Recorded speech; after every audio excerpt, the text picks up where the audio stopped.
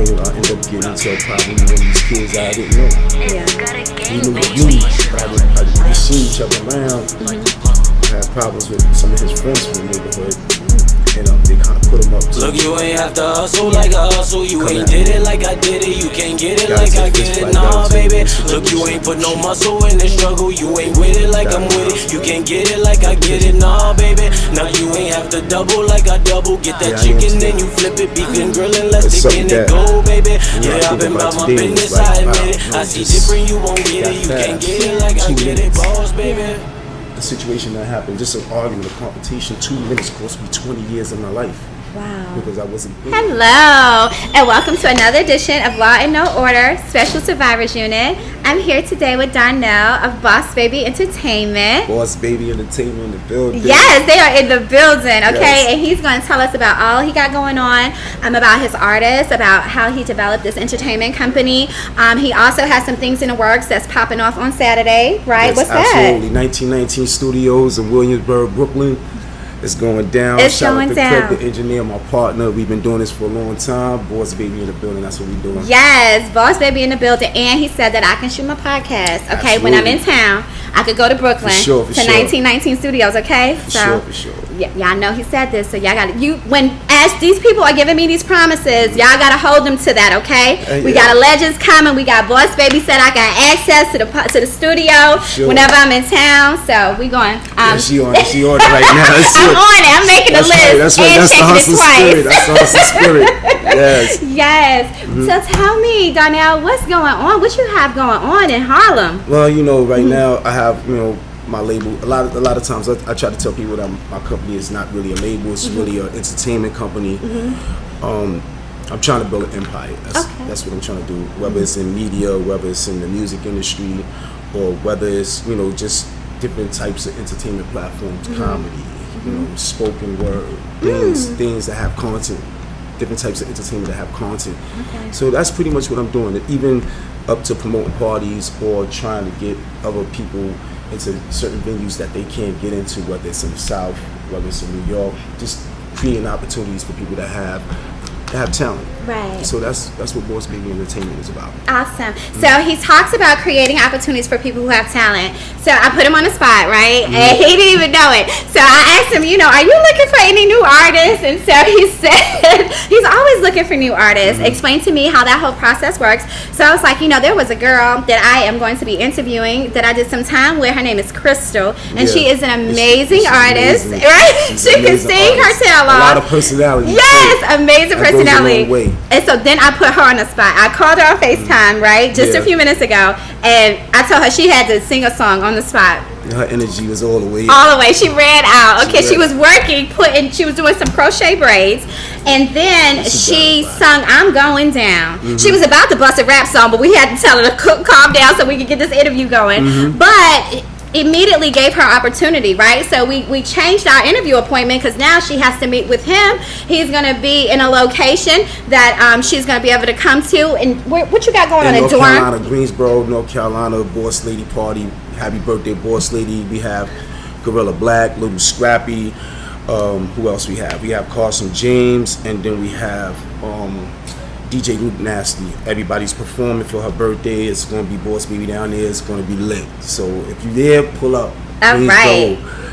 Go. Follow Boss Baby Entertainment at Boss Baby Entertainment on Instagram, and you'll get all the information. Yes. So pull up, all right, for that. So they're going to meet. We're going to see where that goes, right? We're going to follow Crystal and see how that works out for her. And I thank you so much for that because that made her day. Yeah. And so what made you respond that way? I mean, it's people. A lot of people out here just got talent, and people just want to express themselves and they want to get themselves out there. So it's just like, if I can be the conduit that actually help assist that, then I'm good with that. That's my blessings right there, just trying to help them. And then she did her thing. She just, that's how God works. Yes, He does. That's how He works. Yes, He does. And you never know where it's gonna go. So it's not even about me responding. It's the moment. Awesome. It's always the moment. It's always the timing. You know, and that's how.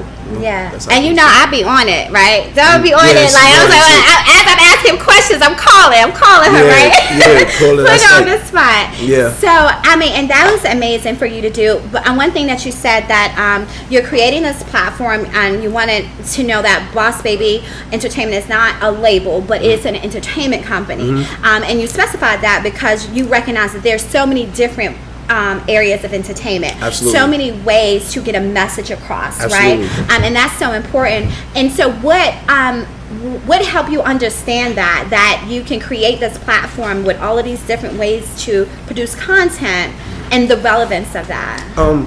It's funny that that's an excellent question, because a lot of people don't know my history when it comes to entertainment. I was a party promoter. I've always been a party promoter since I was 15 years old. Wow. So I used to promote parties in Manhattan Center, Skate Key.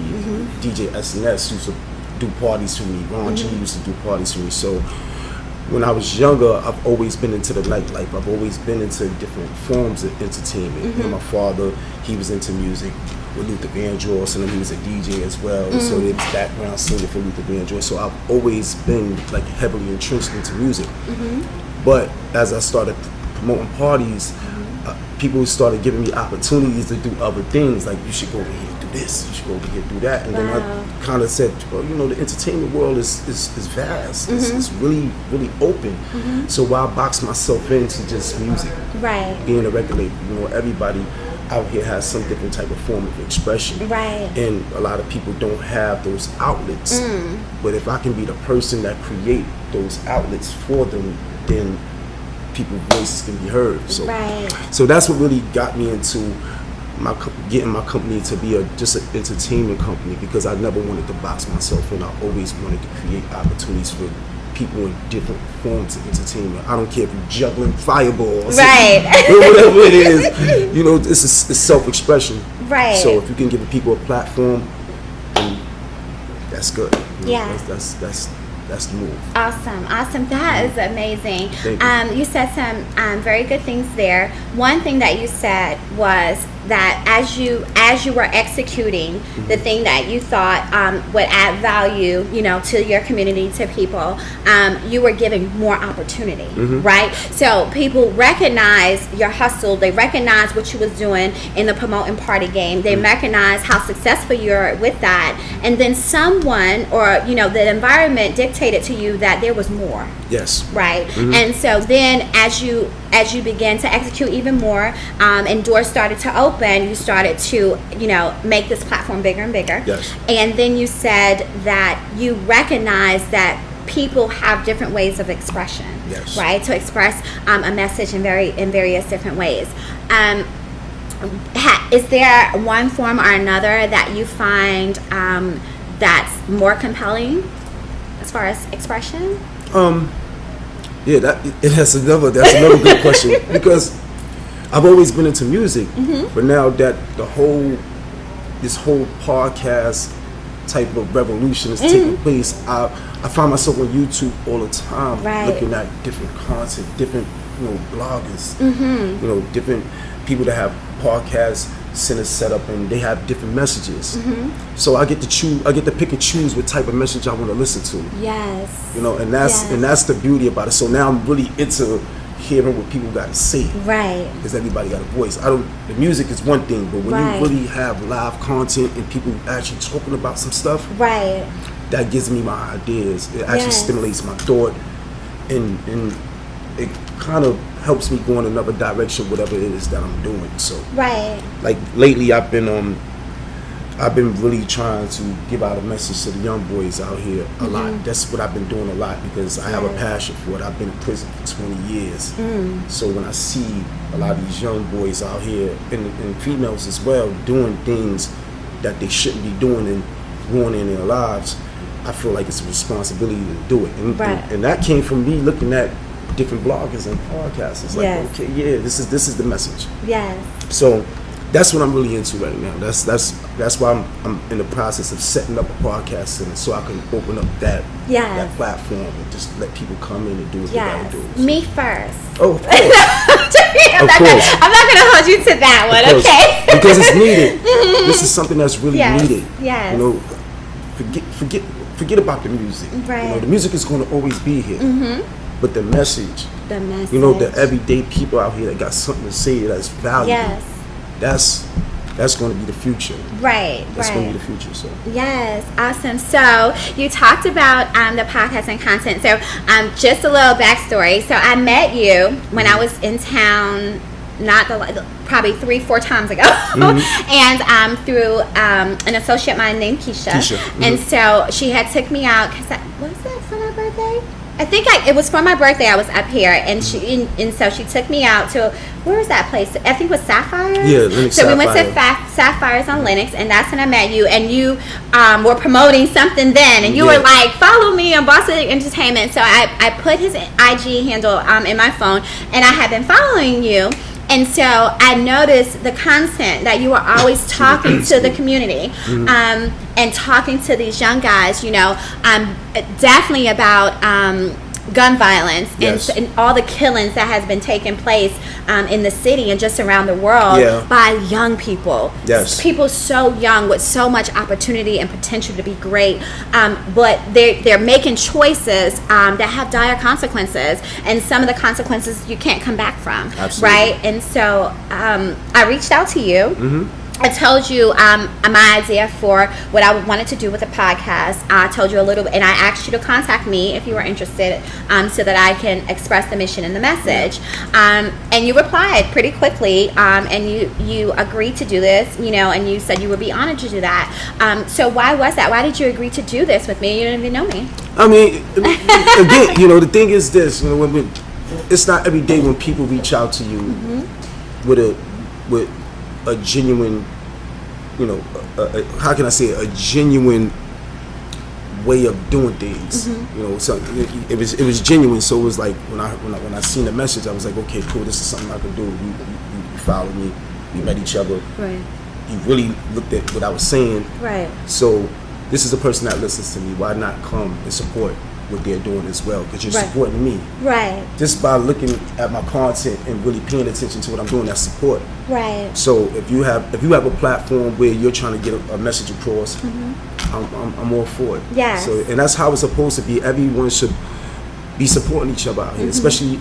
And I'm not going, you know, our people, you know, because we're going through so much. Right. We don't really support each other a lot, and that's one of the messages that I try to convey when it comes to the entertainment, you know, business, especially in New York. Okay. It's like a dog-eat-dog world. When you go down to the South, it's really not like that. Everybody's supporting each other. So up here, we're going through a lot, and that's one of my main goals, is to show that we need to support each other for free. Right. Right. For free. Yes. You know how they say love you for free. That's I support you for free. Yes. So it's not all about trying to get something from somebody. It's always about giving. Your blessings won't come after that. So. Yes. And I've been blessed. Like this whole trip has been a blessing. Okay, with the interviews and everything, everybody's just really excited about delivering a positive message. Yes. You know, understanding how necessary this is. Yeah. So we talked about why you wanted to develop an entertainment company. We talk about you know, different ways of expression. And when you were just explaining that last part, you said that you the reason why you pour so much into this content for these young folks is because you did 20 years in prison. So tell me about that experience. Yeah, well, you know, unfortunately for myself, you know, I was 17 years old when I took someone's life, or took another young man's life. I'm not proud of it. It's something that I will never go away. You know, I have nightmares about it. Yeah. You know, and that's just real. You know, this is something that's going to be with me for the rest of my life. But you know, I did 20 years in prison for it, and during my incarceration, I just had to have time to reflect on what it is that I needed to do when I get back out here. You know, whether it's educating myself. You know, I went to college in prison. I got my associate's degree in college. Okay. And liberal arts from Bard College. And then I came home, I went to Baruch College and got my bachelor's in real estate and urban development. Awesome. Yeah, and so I just kind of prepared myself to come out here and set up a business and do something that I could do for not only for myself but for others, to have control over what it is that I need to do. You know, instead of just having a 9 to 5 and going back. And there's nothing wrong with having a 9 to 5. Right. But when you have a creative mind and really want to do much more, you have to be in a position to do it. Right. So I set up my company and I just said, you know what I'm going to do is I'm going to put some of these young brothers and sisters on that don't have the opportunities, and that's where I went with it. But you know, just to make a long story short, it was my prison experience of me taking somebody's life that I always wanted to give back. Yeah. You know, Yeah. because once you take a life, you have to do something to redeem yourself. Yeah. You know, you have to redeem yourself. Right. And that's the true definition of redemption. Right. So I just dedicated my life to just trying to help people, Yeah. these young brothers and sisters out here, and that's really what it is. Yeah. So in a nutshell. Okay. So how successful have you been in doing that? Do you feel that, you know, your message has transitioned some people's lives, and have you gotten those testimonies, and what was that like? What was that feeling when someone told you that you changed their life? Yeah, you know, it's funny that you say that, because I walk down the street every day and people like, "Boss baby, how you doing? I like what you doing. Oh. Keep the message up." And, Yeah. and it feels so good, because sometimes I be wanting to stop. Yeah. Sometimes you can get discouraged and like, you know, what am I doing this for? You know? But when I see people, everyday people that I don't even think is watching what I'm doing, old people, young people, coming to me saying, "Listen, you right. I like what you said that day." You know, it shows that they're paying attention. Right. So I keep doing it. I just keep doing it. So with that being said, it's just like, I'm just going to keep doing. That's my success. That's my success right there. Just hearing people saying that I'm doing the right thing, and don't give up and keep going. Yes. And you know, so any monetary success doesn't really mean anything to me, you know, because I know how to hustle. I know how to get money. I know how to, you know, I've always been a survivor. Right. But that's something different. Yeah. You know, that's a different type of hustle, when you galvanizing the people to come together and have people sharing your posts and sharing the message as well, because that's what I'm starting to see now. I'm starting to see people actually pick up the ball and run with it. Right. And that's a good thing. That's a great thing. It is. It's an amazing thing. Awesome. Wow. Wow. Yeah, it's a great thing. Yeah. I feel good about it. I feel like God gave me a purpose. He did. Like He definitely did. Yeah, like he brought me here for a reason. Yes. And put me in a position. You know, this is my first interview outside of, because I did other interviews. I did interviews for NPR radio. I did things for like politics and stuff like that. But this is something. This is more important. Right. You know, this is the meat and potatoes of it. That's right. It's the meat My and interview potatoes. is more important. You heard that, right? Yeah, it is. This is more important. important. This is on the ground. So sorry, but this is on the ground. Yeah. So Yeah, definitely. So you said something that I think most people go through, especially when you're trying to create a positive platform, when you're trying to instill hope, and when you're trying to just give people a blueprint to success, right? You want to quit. Sometimes you want to quit. You want to give up. You want to give up. What causes you to want to give up, and what makes you continue? Because I work with a lot of young artists and a lot of young people, what happens is that they don't have patience. You know, they want everything to happen right away. Right. And then they don't understand the nature of the business. Right. You know, when you, like, for example, Boss Baby Entertainment, my platform is kind of different, because it's different from the typical company, where the typical company assign you to a label and then they don't do anything. I mean, they don't really do anything for them. I put my artists on so many different things, and they think everything's supposed to happen overnight. Right. But I also teach them how to be a boss. That's why it's called Boss Baby Entertainment. Yes. So I'm going to show you how to read your contracts. You know, I'm going to show you all the things that you need to do in order to get to the point where I don't even want you to be an artist for long. Right. I want you to have your own entity. I want you to be a partner, as opposed to just being my artist and me draining you. Right. You know, a lot of these artists out here, they have their own situations going on, but they don't have no financial backing. With me, I give my artists 50% of their masters. Yeah. Even when I put the money up financially, Right. they get theirs off the top. Right. Their royalties is great. Yeah. Their contracts is good. And when you finish with your contract, you can do partnership. Right. So this is the thing. So they don't have patience. They don't want to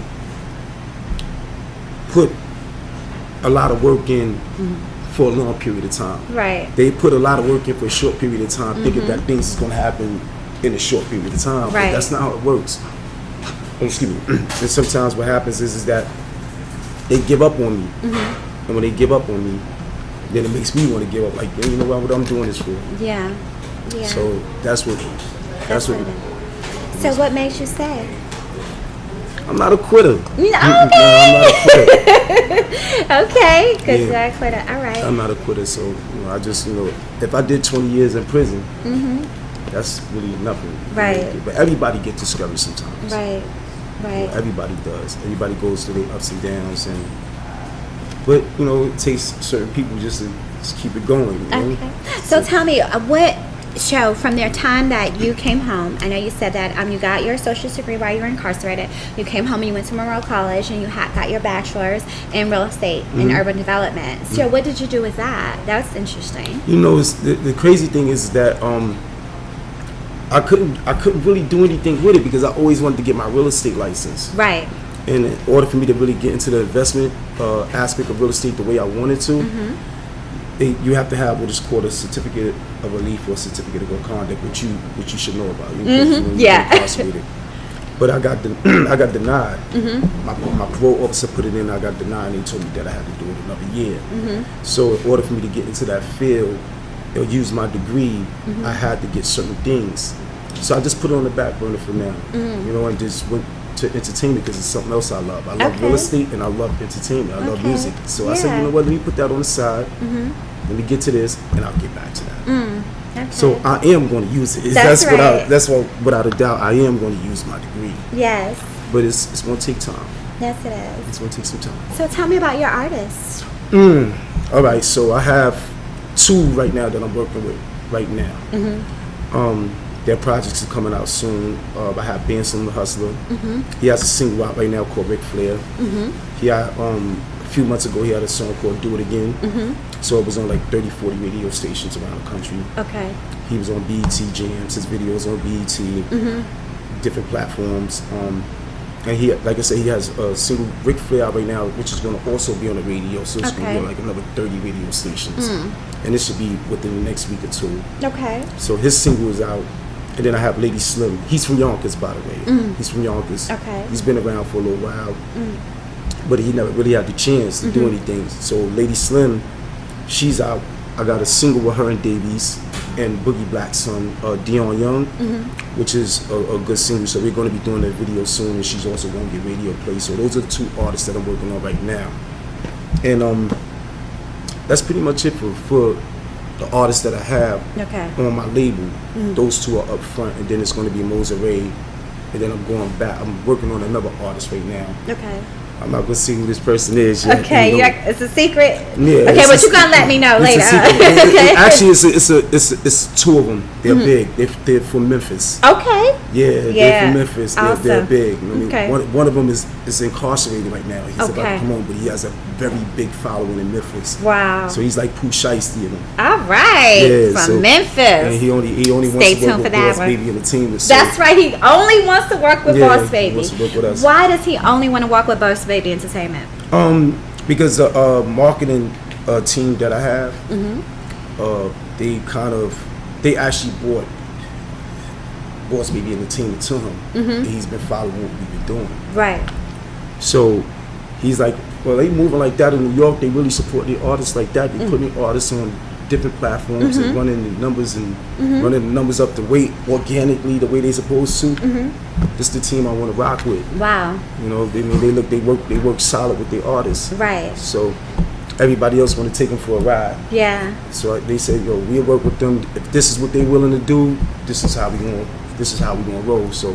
Right. That's awesome. The fact that he said he only wants to work with Boss Baby Entertainment and his why, right? So he was following you. He was watching the way you handled your artists, how you dealt with them, what opportunities or positions that you were placing them in. It kind of goes back to, right, people giving you that opportunity, letting you know that your value can be so much more, right? And Absolutely. that's what you do with your artists.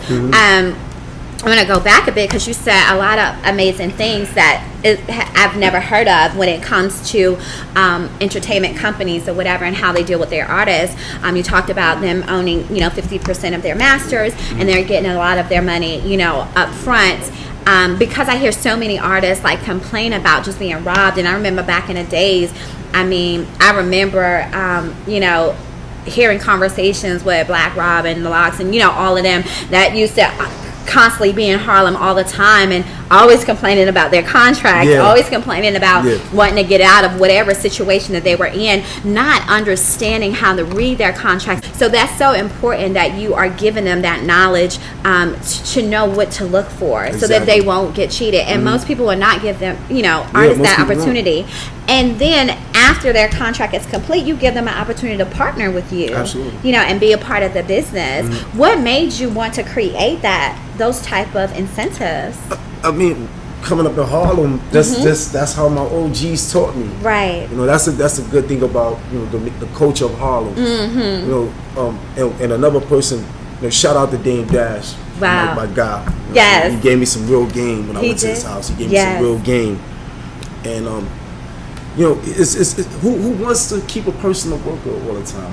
Who doesn't want to see somebody come up, especially if you're doing hard work? Right. If you making my company more valuable, right, and you're an asset to my company, and I know you could be greater. Who doesn't want to see that type of person that got me to a certain point be great? Right. Who doesn't? And that's just the mindset that I have. I have that Harlem. Let's get it together. Yes. Let's get money together. I don't want you to be my underling. Yes. I don't want that. Right. It's no future in that, and there's no honor in that. Right. It's no honor in that. Right. So I see these young boys out here, like, listen, let me get you up. Let me help you get where you gotta go. Right. Be a man. Be a young woman. Be a lady. Right. Yeah. Take some of your ideas and go where you want to go with it. Right. And if I'm the person to help you do that, that's my glory right there. That's my victory. Seeing you become who you're supposed to come. Yes. Yeah. But that's just it with me. Awesome. I love to see people boss up. I love it. Boss up. Yeah, boss up. Boss up. Yeah. So tell me a little bit more about 1919 Studios and what made you get that. All right. Going. So shout out to Craig the engineer, my engineer. He did all Boss Baby music, all my artist music. Recorded it, mastered it, mixed it. He did all that. But he also did Designer's Panda. He did that. Yeah, he did that. He recorded Fat Joe all the way up. He Young Money stuff. All that. He doesn't really get the credit he deserves for the stuff that he do. Well, he getting it today. He's gonna get that credit today. But anyway, 1919 Studios is pretty much it was his idea. Okay. Because his grandfather was born in 1919. Wow. So it's kind of like a dedication to his grandfather. But 1919 means something to me as well. Okay. Which is the Harlem Renaissance. So 1918, 1919 was the beginning of the Harlem Renaissance. Yes. So tell me about it. Yeah, so that's where we're going with it, because it was culturally, everybody came to Harlem looking for music, looking for different types of entertainment. Right. All types of stuff. People went from Harlem to Brooklyn to Queens. Right. During the Renaissance. So the music is going to be changed. That's what 1919 Studios is about. Changing the culture of music, changing the culture of style. Right. Stuff like that. So there's more to it. The studio's going to have pictures of people from 1919 during the Harlem Renaissance. Yes, we got a painter come in. It's gonna be dope. But that's really it in a nutshell. 1919 for his grandfather, 1919 from the Harlem Renaissance. That's amazing. So we trying to create a whole genre of music, stuff like that. So when you were looking for a space to conduct this, was your initial target Brooklyn? No, he already had the space. Okay, awesome. He already had the space, but he wanted to make it more. Yeah. So he called me in on it. He was like, you know what? Let's do this. Let's partner. We've been doing it for a long time. Let's partner up and let's do it. Yes. So I came in there. We seen it, saw it. We put our ideas together, and that was that. It's something about collaboration, ain't it? Yeah. And because I was with him since I came home. He did my brother's music. So the relationship was always good. Okay. He's a good man, so why not do business with somebody else, a good person that did all my music? Yes. He knows me. Yes. I know him. Right. So, and we know how each other work. So it's a good relationship. Awesome. Good business relationship, good friendship. It's a win-win situation. Amazing. And we just going to keep going on and keep growing. Okay. So your brother is into music as well? All my brothers are in the music. All of them. How many brothers do you have? I got 4 brothers. One of them passed away. Oh, okay. But all of us in the music. Okay. My other brother, one of my brothers, his name is Lamont. He has a music management company called Firehouse Entertainment. Okay. So he has a guy named Joel Cade. He has a guy named TV Tavares. That's Jay-Z's cousin from Usual Suspects. Okay. He was signed to Rockefeller back in the day. So he has him. He has who else? He has a guy named Jersey Boy. He got a song with Tory Lanez out right now. Okay. So they got a nice little team. Yes. And my brother Frank Cook. He has his own entity called Vang. He does all my videos. Okay. Awesome. Yeah. My brother, he does all him and a guy named Najee the Official. Okay. So they got a company called Vang, Value Everything, Nothing's Guaranteed. VNG. So yeah, so they do all my videos, all my production. Video production, and then I got another brother named Frost. He's in Houston. He's also into music. So, wow! So all of us are in music. Everybody. That is amazing. Yeah. That is amazing. So, tell me a little bit about. We're gonna go back a little bit. Okay. So, you told me, what you went to prison for. Do you want to talk about like what led to you committing the crime? Like what was your upbringing? Like what was your environment like? Like how did that dictate the choices that you made? Well, I'm originally from Manhattanville. Okay. Houses. Right. On 133rd between Amsterdam and Broadway. So, me and my brothers, we grew up with my mother and father, and during that era, 1986, 1988, that was a crack era. Right. Unfortunately for my father, he got strung out on drugs, but he's great today. Like yes. And a lot of people back then that went through that, that transition, they're good now. Yes. And so that kind of broke up my home. And me being the oldest boy, and my mother struggling and things of that nature, I had to make some choices that I didn't want to make, but because of my circumstances and our living conditions, because poor, mother on welfare, you already know. Right. The kids is going to be, kind of influenced by certain things that's around them in their environment. Right. There's things that we couldn't have that I wanted. Right. And my brothers, and so that kind of got me into the streets, into selling drugs and things of that nature. But I ended up moving around a lot, doing party promotions, stuff, trying to get money from the side house parties. Yes. Any little thing I could do to get some money, that's what I was doing. And I went from Manhattanville over to this side. You're right. Lenox Avenue side, Esplanade, 140th Street. So I kind of was raised on 140th Street between 7th and Lenox. Okay. And that area is heavily infested with drugs. It was easy for a young boy like me that didn't have no criminal record, that was 15, 16 years old, to get a couple dollars. Right. And the old timers, and they see the little hustle in you, they let you get some money, and then we couldn't go to jail. So that was another thing. We could go to jail, but we never really got no real big cases. Right. We couldn't really get charged with nothing outlandish. So I started selling drugs, 140th Street. That was years ago, so I could talk about it now. Yes. When I was a kid, I could talk about it. That's right. And I went from there, hustling there. Then I went down to Chelsea Projects, expanding. And I got into some situations down there with the guys down there because I wasn't from there. Right.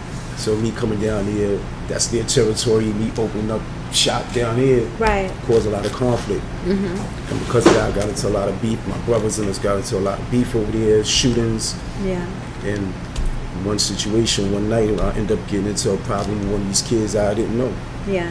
He knew of me, but we seen each other around. I had problems with some of his friends from the neighborhood, and they kind of put him up to come at me, and got into a fist fight, got into a little situation. I ended up shooting him. Yeah. And he died in the hospital. I went to prison. Wow. and here I am today. So it's something that, you know, I think about today, and it's like, wow, you know, just that fast. Yeah. 2 minutes. Yeah. A situation that happened, just an argument, a confrontation, 2 minutes cost me 20 years of my life. Wow. Because I wasn't thinking.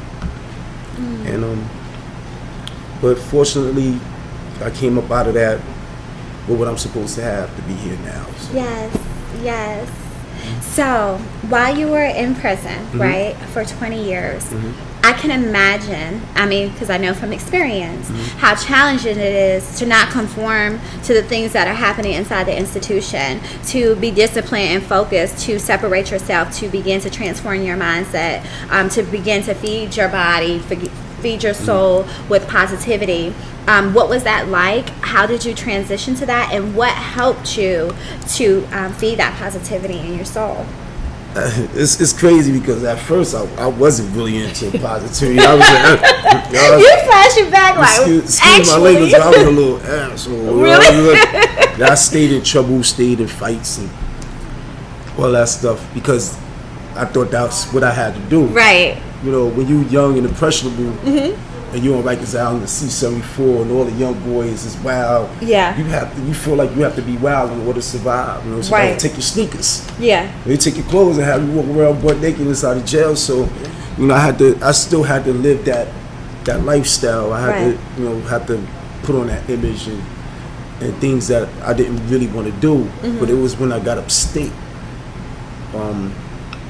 I got around some old timers that seen the potential in me. It was like, yo, you're not like them. You ain't in no gangs and nothing like that. Yeah. I didn't do gangs. I didn't do. You ain't need no grade. No, right? You ain't need that. I didn't need it. And it wasn't even that I didn't need it. I didn't see any value. I didn't see no value or future right. into it. Only thing I seen was problems. Right. And if you're in a gang, you might not have a problem. Somebody else might have a problem because they have a problem. Now you got a problem. Right. You just put yourself in a whole situation because this person might be in a gang for the wrong reasons. They might be in the game to take advantage of other people. Right. Or just might be in the game for the protection. You might be in the game because you're really about the code and the brotherhood. What it's really supposed to be about. Right. It's supposed to be about community. It's supposed to be about taking care of your people and making sure your people got the right resources. That's what a gang is supposed to be about, the codes. But it wasn't like that in prison at that time, so I never jumped into that. Right. But fortunately for myself, I got with some old timers, some old BLA, like Black Liberation Army brothers that's still incarcerated to this day. Some old Black Panther brothers that was there that seen the potential, and they put me in certain programs, computer literacy programs, Braille programs. Taught me how to read and write Braille. Yeah. Yes, that's what I did, Braille. Yeah, I did Braille. Awesome. Yeah, Braille transcription. Me too. I did for years.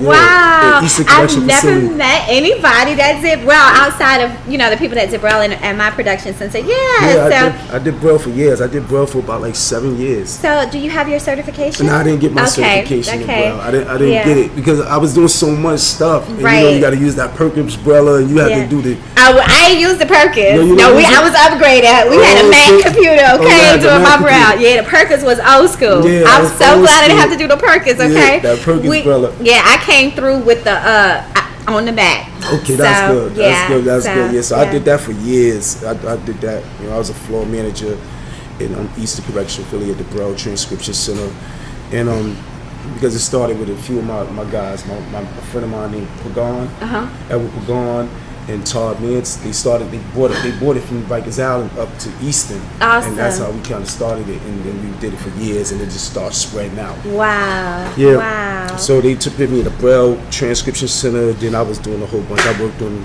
radio rooms, playing the music for the population. You know how you put all the 3 holes when you play the music? Yes. I did that for population. I did all the festivals, did all that stuff. So they pretty much put me in the right place. Just making sure that I got all the resources around me. Then they helped me get into college.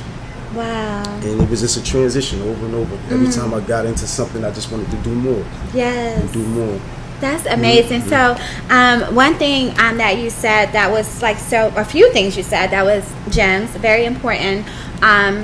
your environment changed, right? Although you was in prison, the caliber of people that were around you begins to change, because Rikers Island is known for most young people, you know, running that prison or whatever, have a lot going on. But going upstate is where usually the older people are, because by the time you go upstate, that's when it's time to do the time, right? You don't normally do a lot of time on Rikers unless there are certain, you know, circumstances that, you know, you have to. So when you went upstate, your environment changed a little bit, the caliber of people you were surrounded by, and then people that were more mature, a little older, that had experiences, kind of was giving you the blueprint, right? Absolutely. They were giving you the actual steps that you needed to take to be great, because they saw something in you. Yes. So they saw something in you, kind of like the same way when you were 15 and you were promoting parties, right? Someone else saw that you had way more worth in you than what you were doing. Yeah, that was great for now, but now it's time to, step it up a little step bit. it up, right? I know. I was listening. I love Sarah Jakes Roberts too. TD Jakes. Those are my people. So be cool like that. Yeah. And she said something about sometimes you have to be pulled apart to be pulled up, right? So that you were pulled apart from that type of situation. You were pulled up upstate, literally, right? You went upstate. Right. I went upstate. You went upstate, and then things begin to change, right? And so they begin to give you pieces, actionable steps, and as you took them, they gave you more. They gave me more. As you took them, they gave you more, right? And so that whole transition process began to happen, but it didn't start out that way. It didn't. Right. So your environment changed, the caliber of people you were around changed, and then you were given the resources to transition, change that mindset. So, wow. Braille was so. How was Braille for you? I loved it. I love Braille. Like, would you ever thought that you would be interested in Braille? No, I didn't even know what it was. The language of code, right? Yeah, the language of code. Yes, I mean, all those contractions and the contractions is something serious. You know what I mean? Have you did foreign language with Braille? No. No, I didn't get to that, but we were doing some German and Italian. But boy, I started doing the math. They was trying to teach me the math. Science. That's what I was doing. They was trying to teach me the math and stuff, but I was just so all over the place because what I was just really doing with Braille was just like I was just pretty much, I was typing the books out, making sure that all the contractions are good, stuff like that, and I was studying it to become certified. Right. But then I went on a draft. Exactly. I went on a draft and I went to a medium. Okay. I went to Woodburn and got into college. So what's the draft? So the draft. People who don't know. Well, a draft is when you leave one prison and go to another prison. You know, it can be for whatever reason. It could be because your classification dropped, meaning that you're no longer maximum security status. You're now medium eligible, meaning that you did good in prison, your classification dropped, now they're putting you into a facility that has less security, more opportunities. So that's what the draft is. You get on a bus, they put shackles on you, and then you go to the next facility. That's the draft. That's the draft. For the other side of the game. We're not talking about the draft that the normal draft. When you go into the army, this is a whole different type of war. Whole different type of war. Whole different type of war. Different type of war. Yes. So so I went to Woodburn Correctional Facility and went to Bard College and got my degree there. Awesome. So your environment changed again, right? So you're learning on Braille, whatever. You were getting ready to prepare for that certification. Then you got drafted, right, to another institution. But something didn't change. And what was that? What didn't change? Yeah, because you said you left, you got drafted, and then you went to college. Yeah, I went to so college. that knowledge that you gained, right, from your environment being changed, from influential people being around you, from the actual steps that you took from them, giving you that blueprint. Then you went to a whole nother place. I went to a whole nother place. But you implemented the things that you took from the there. other place the here to positive there. You know what I mean? things. So yeah, exactly. That's the only thing I didn't change. The ambition and just having a knack for just trying to keep doing more positive things and acquiring more skills and more education. So in that sense, that's what definitely happened because they already implanted it in me, and now it became a part of me. So now I don't really need them anymore. I just want to do it and just keep going further and further and just prepare myself so when I get home. And that was the most important thing to me. because I knew I had so much time. And I'm like, what I'm going to do when I get out there? The technology is different. I'm hearing about the cell phones, and I'm hearing about all these different type of computer programs, and you know, internet. It's foreign to me. So I hate it. Yeah. I hate the texting thing. Like I feel like I'm always explaining what I meant. Like I can't get with the text. Like I just be like, I'm about to call you. Yeah, exactly. First of all, it took me an hour to type that thing and send it, and then you want me to explain every little thing because you don't. You don't hear my tone when I'm saying you don't hear no humor in it, like you, and especially someone who doesn't know your personality, right? Somebody new, people so it's they misread so much. They take things out of context, and it's like, well, I said this. Why would you think I said it? Yeah, like what is in your mind to make you think that this is anything negative? I don't like texting myself. Like I hate it. So I'm always like, look, call me, and especially if there's an issue, I'm not texting. I'm not doing this. Like this is crazy. And I'm always driving a lot, so I don't want to be texting all the time. Right. So I like, just call me. Right. Everybody wants to text though. And then don't text me with no shorthand. I don't know what this means. Yeah, I know. All these, like I'm like, what? I'm putting question marks next to everything. I'm just like, why? Why are you doing this to me? Yeah, absolutely. It's crazy out here. It's like, I don't know. It's people so used and so comfortable with doing it. That it's the norm now.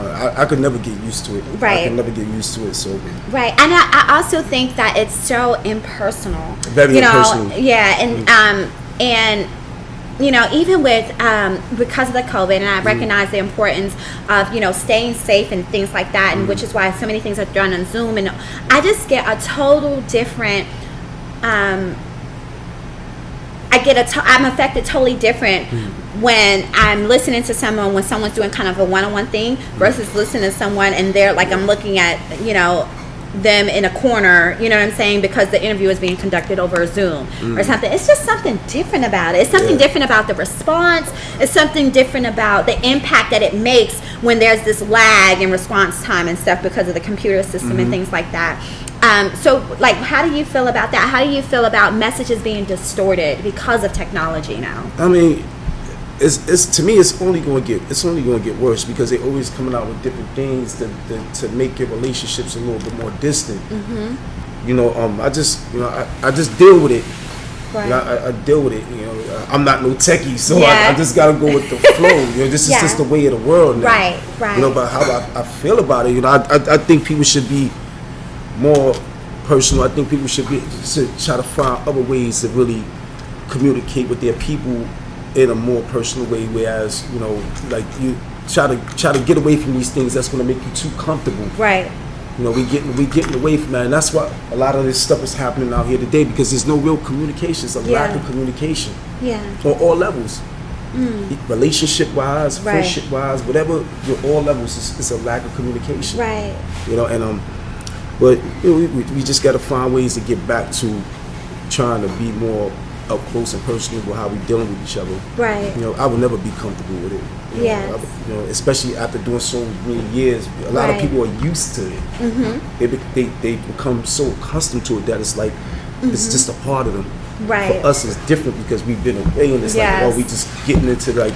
We just getting into this world. And like oh my God, what's this? Ooh, let me touch that. See what that thing do. And then we be like kind of the outliers, like this is how we do things. Like, no, this is not how I do things. This is how you do things. You so used to it that you think what I'm saying is wrong, or what I'm doing is wrong.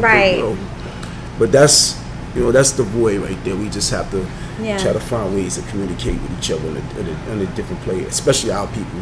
What's going on out here for our people.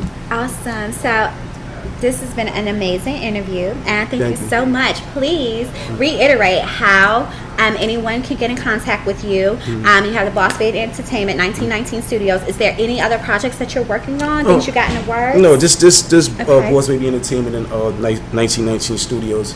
You can follow me on Instagram at Boss Baby Entertainment. On Facebook, Unapologetic Boss. That's what they call me, unapologetic. Because in a good way. It's not a bad way. When I say unapologetic, I'm not going to apologize for my happiness. That's what that means. Right. Yeah, so just Instagram at Boss Baby Entertainment, Facebook, Unapologetic Boss. 1919 Studios is going to be in Williamsburg, Brooklyn, 37 Greenpoint Avenue. It should be up and running next week, either Saturday or no later than Monday. Okay. We have good prices. We have 2 rooms. The equipment is excellent. You know, we got good speakers, good mics. We got Pro Tools HD, which a lot of studios don't have. So if you want to come get clear, good music for a good price and have a good home, and also resources that'll help you get to where you got to go, whether it's different media outlets, whether you got your artist you want to be on BET, Music Choice, Revolt. If you want to be on radio, this is the one-stop shop to come here and get what you want to get in order to pursue your music. And we also have a podcast send it to next month under 1919 Studios. So anybody that got content out there, hit us up, hit me up, and let's get to it. Yes, and I'm gonna be the first one. Okay, Yes, so I'm gonna test out the equipment for all y'all. All right, for sure. She's definitely gonna be the first one. Yes. So, as you know, the podcast is called Law in No Order. No order. Special Survivors Unit. So, what is law for your life? Law for my life. Now, law is it is what it means, but it's also a metaphor, right, for standards, values, or whatever. So, what standards of value have you made law in which your life is governed? And you can just pick one. I'm sure it's many. Mine is just honoring my people. That's my law. Right. That's my law. Honor your people. Without honoring your people, there's nothing else. Honor your mother. Honor your friends. You know, honor your children. You know, honor all your family members. You Right. know, honor your business environment. Right. You know, whoever you dealing with in your walk of life. Just honor your people, because once you have honor, you know, all those other things fall in place. You know, the loyalty, the love, everything falls in place once you honor your people. Awesome. You know, and honor yourself. Most important, honor yourself. You know, because if you don't honor yourself, if you don't honor yourself, then you don't really know who you are. You don't really know what it is that you want to do with your life. Exactly. You know, if you can't really honor yourself, it's like you're not sure anything you want to do in your life. Yeah. You know, you just be going with the flow, and before you know, your life doesn't have any real meaning to it. Right. You know, so just honor yourself, honor your people. Awesome. That's my law. Okay. So, Special Survivors Unit. So for that part, what have you done? What would you consider has been instrumental in your survival after prison, and as you're, you know, creating this success for your life? What was most instrumental to me? What is, and that is a continuation of something that you do. That sticking to my word. Sticking to my word. That's the one thing that helped me get where I'm at right now, because my word is my bond. Right. You know, when I'm dealing with people, if I tell somebody I want to do something, I'm going to do it. Right. And that's what helped me forge a lot of good relationships. All the real solid relationships, business-wise, was my word. So I can call people and they'll pick up the phone right away. Yeah. And I can say I need this to get done. They're going to get it done for me because they know that they can call me and say I need this done, and they know I'm going to get it done. Right. So that's the most instrumental thing in my life right now. My word. Anybody that know me will tell you, like, his word is gold. His word is golden. Right. And as long as you keep that up, I don't think you can't go wrong.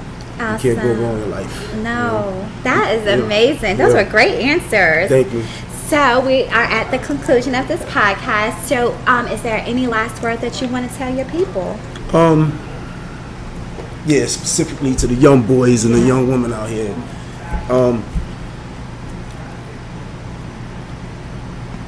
It's okay, it's cool to be yourself.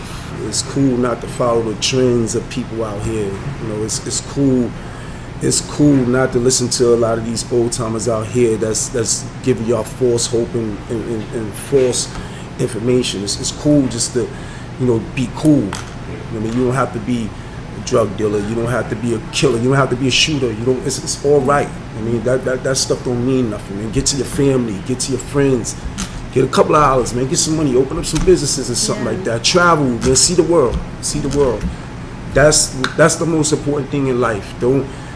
everything else is smoke and mirrors. Everything else is smoke and mirrors. And make sure you get your education. Make sure you, even if it's just a trade or something that's going to help you in your life, make sure you get that. So this way you can have something to fall back on. You won't have to be the type of person that's just into school and all that stuff. Even if you don't like school, just do something. Just stay on the course. Do something positive. Go to hair school. Go cosmetology. Do something. Just to keep leveling up and stay away. Stay sucker free. Stay sucker free, because a lot of people out here, man, they don't mean you no well. They'll give you false information. They'll misguide you quickly. Especially people that don't want to see you do good. So just stay on your square, stay out the way, and that's it. That's right. Stay on your square, okay? And stay out the way. Stay out the way. All right? Straight from Boss Baby, all right? Entertainment. I thank you so much again, and we will be talking to him soon. All right? We got to, shoot something in the studio. Yeah. So, and we got to, get a little preview of what's popping, what's going on, especially when that Memphis, artists come out. We're going to hear about that exclusively here, okay? Yeah, we're going to bring Memphis up here. That's right. We're going to bring Memphis up here. That's right. It's going to be popping. So I thank you so much, all right? And that concludes this episode. You ain't have to hustle like I hustle. You ain't did it like I did it. You can't get it like I get it. Nah, baby. Look, you ain't put no muscle in the struggle. You ain't with it like I'm with it. You can't get it like I get it. Nah, baby. Now you ain't have to double like I double. Get that chicken and you flip it. Beef and grilling, let's stick in it, go, baby. Yeah, I've been about my business, I admit it. I see different, you won't get it. You can't get it like I get it, boss, baby.